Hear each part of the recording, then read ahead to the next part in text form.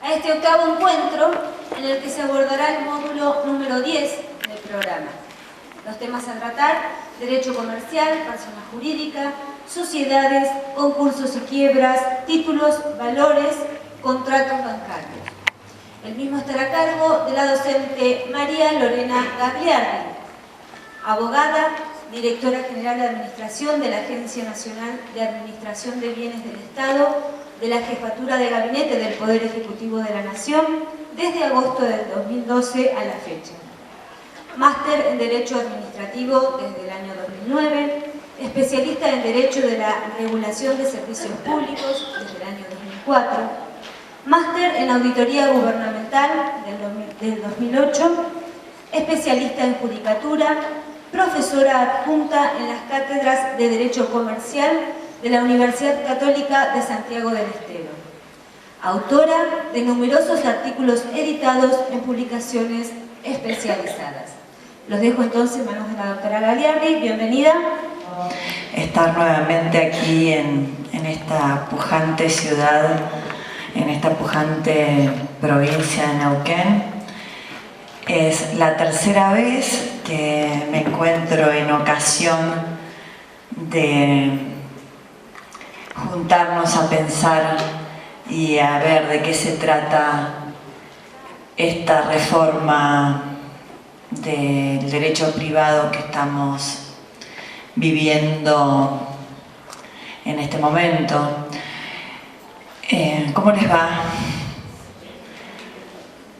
La semana pasada se hicieron en Bahía Blanca las primeras jornadas de Derecho Civil, las jornadas nacionales, y estuvo muy interesante el ámbito de reflexión que se generó. Son las primeras jornadas con la nueva legislación y el debate está abierto.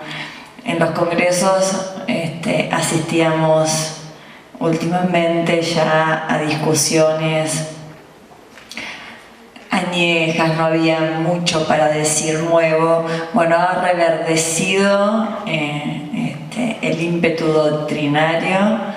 Están todos nuestros grandes maestros muy fervorosos en la discusión de las ideas y se nos abre un futuro maravilloso e incierto, porque nosotros que estamos en ámbitos en los que venimos reflexionando sobre el código, antes de la puesta en vigencia teníamos como cosas que no dudábamos. El texto del artículo nos parecía claro. Bueno, olvídense, no hay nada que esté claro. He estado en comisiones donde estábamos horas discutiendo el alcance de un plazo de caducidad o no caducidad porque había una D adelante. O sea que me parece que, sobre todo los que ya tenemos el título, nos espera un periodo en el que vamos a tener que tener una flexibilización mental y una apertura de ideas y de cabeza importante. Como ustedes ya habrán visto, estamos realmente ante una nueva legislación que cambia en algunos institutos 180 grados la institución que regía. Y es interesante, si querés podés ir pasando algunas filminas. Es interesante hacer un poquito de reflexión de cómo se llega al proceso de reforma, porque eso nos va a permitir poder plantarnos ante lo que viene y poder quizás tener alguna reflexión que nos permita arribar a esa idea de la norma que se esperó con la reforma. A mí me parecía interesante la frase de Karl Marx, en que todos los comienzos siempre son difíciles. Y en este caso me parece que tiene un abordaje que puede complicarlo más porque a todos nos pone en la obligación de tener que volver a estudiar. Y eso la verdad que a veces no es cómodo, no es grato, nos genera incertidumbre porque antes de poder dar una respuesta, la respuesta que veníamos dando, vamos a tener que no darla automáticamente. Como ustedes saben, el proceso de reforma se inicia en el año 2011 con una comisión integrada por 3 jueces. Y es interesante que sepamos que la comisión original, la inicial, la cabeza de todo esto, está en la cabeza de 3 jueces. Porque la impronta que tienen los jueces en este nuevo código es realmente muy significativa. Estos 3 jueces abren 32 subcomisiones que tienen como misión plantear un proyecto de reforma de todo el derecho privado. Como ustedes ya habrán podido ver hasta ahora, la idea era tener un sistema de unificación absoluta. No hay muchos países en el mundo, en el derecho comparado, donde nos encontremos con este tipo de codificación.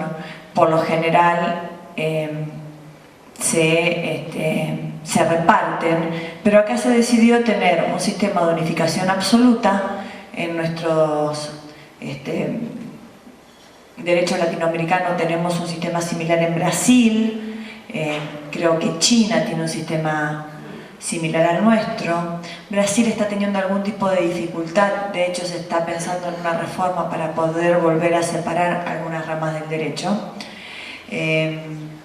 Y si bien tenemos un sistema de unificación absoluta, vamos a tener vigentes varios microsistemas que van a ser como estatutos de categoría, y ustedes saben que cuando hay un estatuto de categoría nos va a marcar la especialidad en cuanto a alguna materia, como por ejemplo va a estar vigente lo que vamos a ver en un ratito, que es la ley de ahora sociedades, la ley general de sociedades, hasta agosto la ley de sociedades comerciales. ¿Era necesaria la reforma? O sea, nos puede gustar o no gustar el resultado.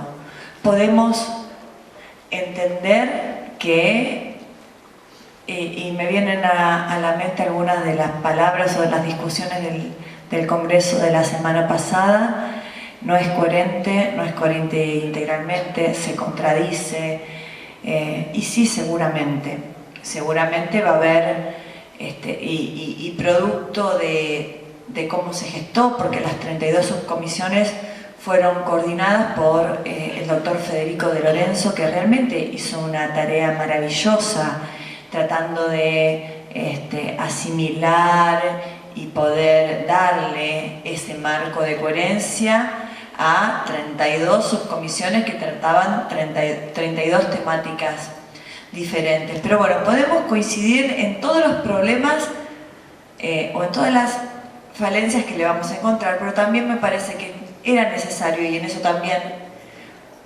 podríamos encontrar coincidencia, es que era necesario abordar alguna reforma. De hecho, nosotros hemos tenido varios antecedentes en el que ya estuvo prácticamente sancionada la reforma. No fue algo descabellado ni que surgió arbitrariamente. El surgimiento de los derechos ambientales, la problemática vinculada al medio ambiente, todo el tema del desarrollo de la justicia del consumidor, la penetración del derecho público en el privado, el desarrollo de los derechos de incidencia colectiva, el principio de responsabilidad social empresaria, eran todas temáticas que no estaban receptadas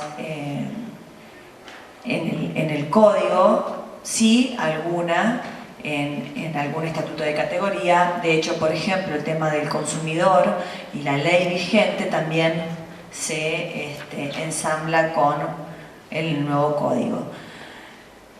Estas 32 subcomisiones tenían como misión sentar un piso de garantías, y en ese entendimiento es en el que se trabajó. El mensaje del doctor Lorenzetti sobre todo fue que no surgiera un producto académico, y de hecho ustedes, a medida que puedan ir interiorizándose en los diferentes institutos, van a ver que lo que se ha hecho mayormente es receptar lo que venía diciendo la jurisprudencia y las conclusiones a las que había arribado la doctrina. Mayormente no hay sorpresas con respecto a los institutos creados. La subcomisión presenta el proyecto en el Museo del Bicentenario, se lo presenta al Poder Ejecutivo. El Poder Ejecutivo no lo manda a aprobar directamente, sino que lo somete a un tamiz para poder encuadrarlo con lo que creía necesario como políticas de Estado. Y sí, ahí se producen las primeras modificaciones. En algunos institutos, yo no sé si ustedes ya vieron obligaciones. ¿Ya vieron obligaciones?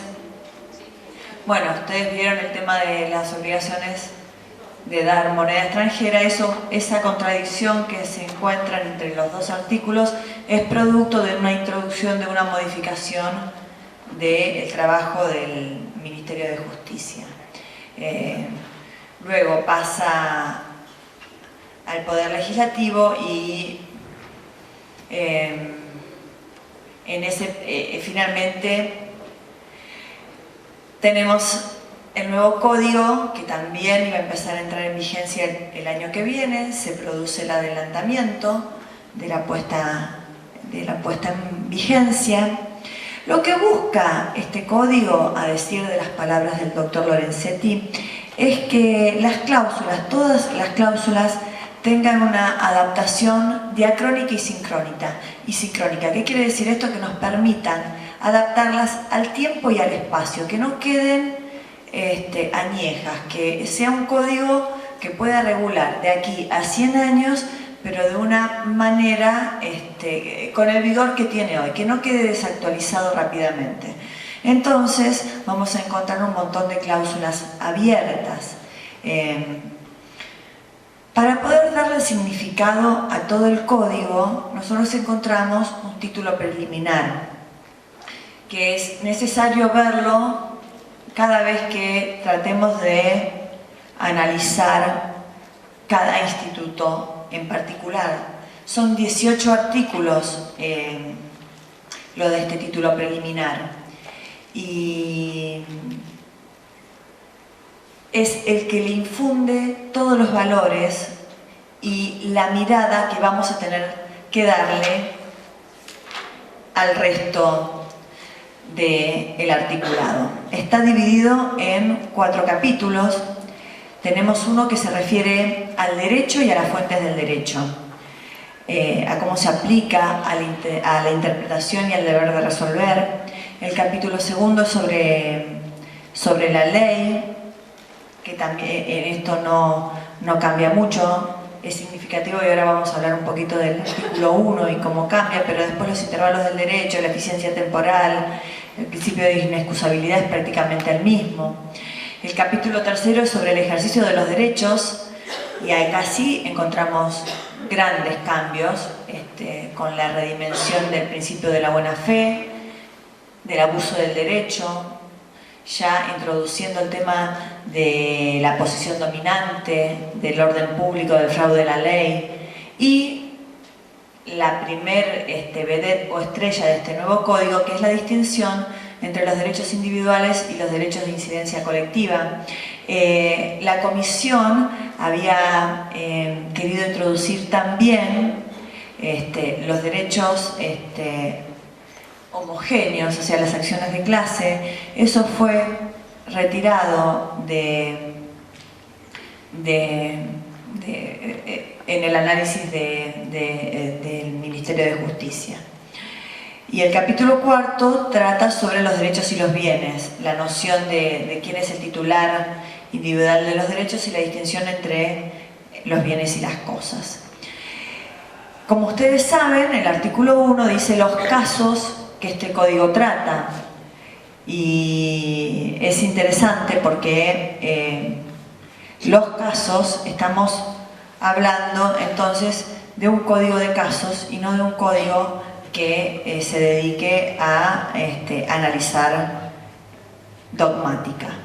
El artículo 1 dice que los casos que se resuelvan se harán de acuerdo a las fuentes. Y acá este artículo y estos 18 artículos iniciales son los que se celebra como la constitucionalización del derecho privado, que era una gran cuenta pendiente. Los casos que este código rige deben ser resueltos según conforme a la Constitución o los tratados de derechos humanos en los que la República sea parte, y acá es donde empezamos a entender qué es este tan mentado diálogo de leyes. Este análisis y esta búsqueda de las fuentes y la forma en que lo vamos a aplicar tiene que ser interpretado y tiene que tener un marco de interpretación coherente, tiene que ser razonable y es un primer estándar de control que debemos efectuar, la razonabilidad, porque es deber de los jueces decidir de manera razonable. Y esto es un artículo. En el proceso de reforma, en el artículo 1, hubo una puja con respecto al alcance de qué se debía entender por fuentes. Como ustedes saben, antes la intención del legislador era fuente de derecho. Cuando sale el anteproyecto al Ministerio de Justicia, la jurisprudencia estaba puesta como fuente de derecho y no estaba puesta la intención del legislador. Como ustedes podrán apreciar del artículo 1, no vamos a tener como fuente ni la intención del legislador ni la jurisprudencia. Y esto realmente es un cambio importante. La intención del legislador, Lorenzetti sostiene que la intención del legislador puesta como fuente nos anclaba en este tiempo y espacio. Y él sostiene que los institutos, a medida de que van corriendo los años, van tomando una dimensión, una forma propia que tiene que ver con esta adaptación diacrónica y sincrónica. Y que si nos anclamos con la intención del legislador, hubiéramos permanecido en este tiempo histórico.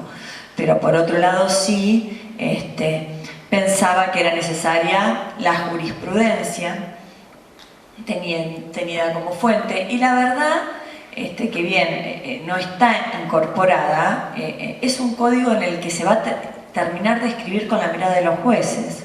Los jueces tienen una amplísima discrecionalidad en este futuro que tenemos, por eso para nosotros los abogados quizás la tarea de interpretar el código va a ser complicada, porque cada caso va a poder tener, de acuerdo a la argumentación y a la prueba y a los hechos analizados, situaciones diversas. Me parece en este título preliminar interesante el artículo 14, que reconoce los derechos individuales y los derechos de incidencia colectiva que están recogidos en este nuevo ordenamiento. Antes nosotros teníamos un código enfocado básicamente en el patrimonio de las personas. Hoy por hoy el código está enfocado en los individuos. El artículo 14, y esto sí tiene que ver también con el límite que vamos a tener en el ámbito de aplicación del derecho comercial, porque el derecho patrimonial era preservado por sobre otros derechos. Nuestro derecho privado privilegiaba la autonomía de la voluntad sobre las decisiones que se tomaban en el patrimonio. Y el artículo 14 nos está marcando un gran límite, un nuevo límite o una pared que no vamos a poder pasar con nuestra autonomía de la voluntad. En este código se reconocen los derechos individuales y los derechos de incidencia colectiva. La ley no ampara el ejercicio abusivo de los derechos individuales cuando puedan afectar al ambiente y a los derechos de incidencia colectiva en general. O sea que nosotros no vamos a poder disponer con la libertad que disponíamos antes de nuestro patrimonio.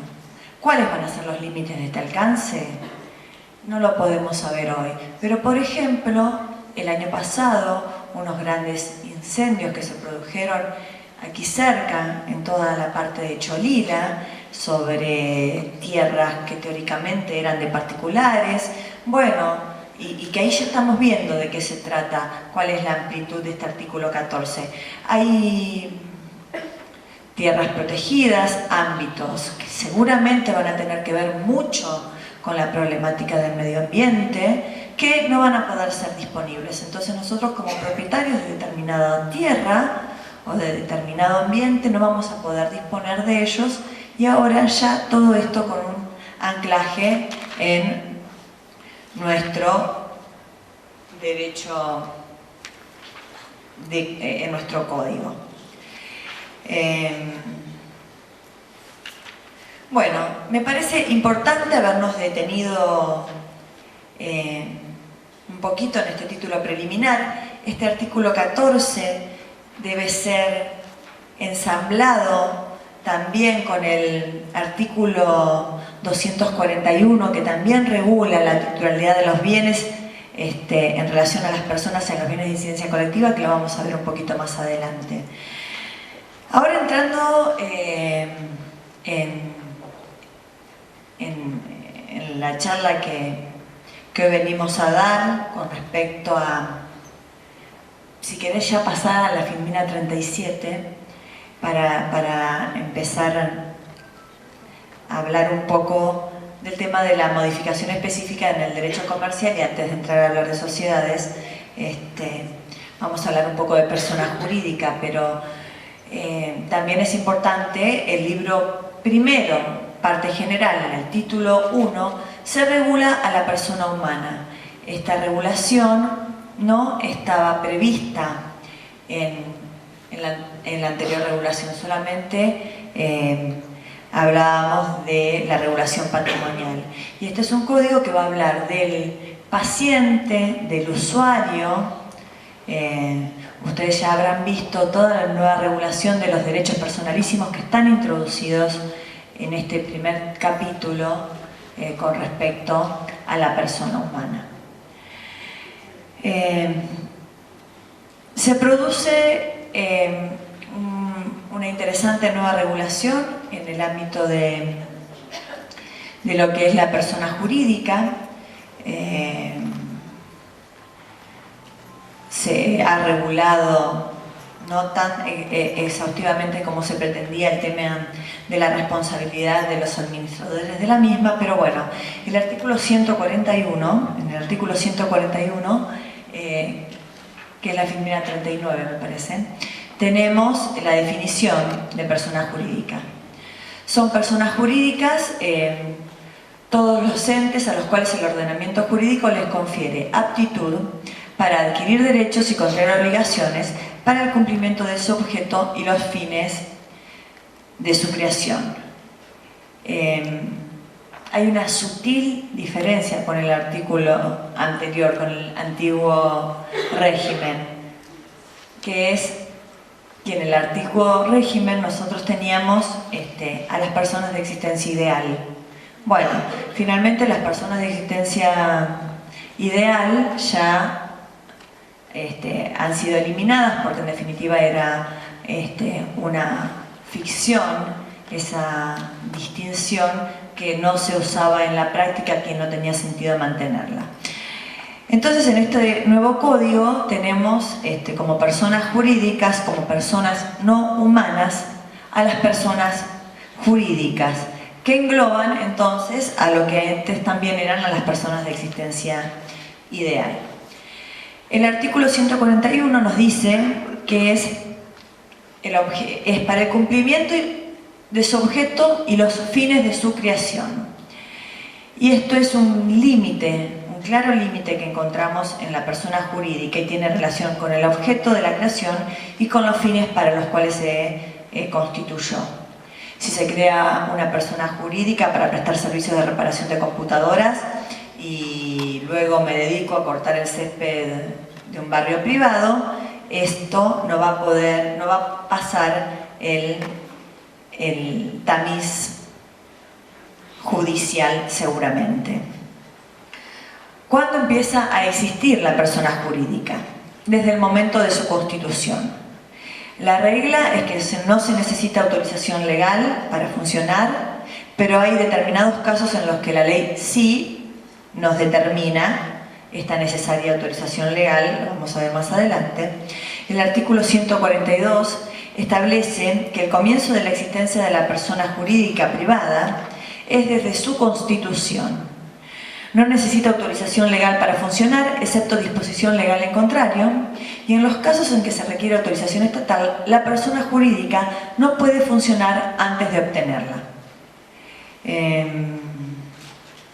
Cuando se requiere autorización legal, hasta no hacer los trámites en la Inspección General de Justicia, no se puede funcionar legalmente. Uno de los temas importantes que ha introducido esta nueva normativa es el artículo 143,